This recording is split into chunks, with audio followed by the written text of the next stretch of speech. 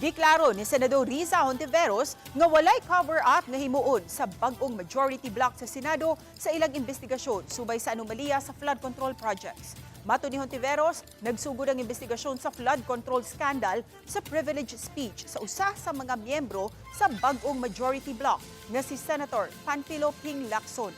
Wala pa matud siya mahibaw kung asa nakuha ni kanhi Senate President Senator Alan Peter Cayetano ang impormasyon nga adunay himuong cover-up sa investigasyon. Midugang ang senador na sa usa ka meeting nga gipasiugdahan ni Senator Erwin Tulfo isip bag-ong chairman sa Senate Blue Ribbon Committee sa miaging adlaw.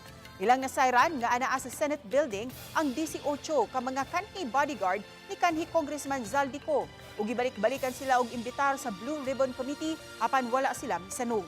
Samtang gipahibaw sa senadora nga iyang gitun-an ang pagdagan sa pagka-presidente sa umaabot nga 2028 national and local elections.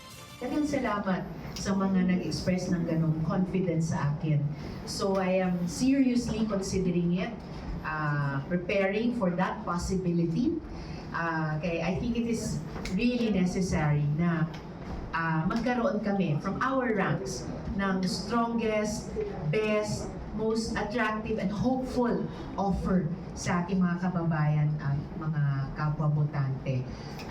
And I'm looking forward to that moment na end of this year or at the very, very latest sana, first quarter next year, magkaisa kami sa aming ranks around whoever will emerge as the strongest contender. So magkaisa kami, there can be only one para may fighting chance. Pero laban.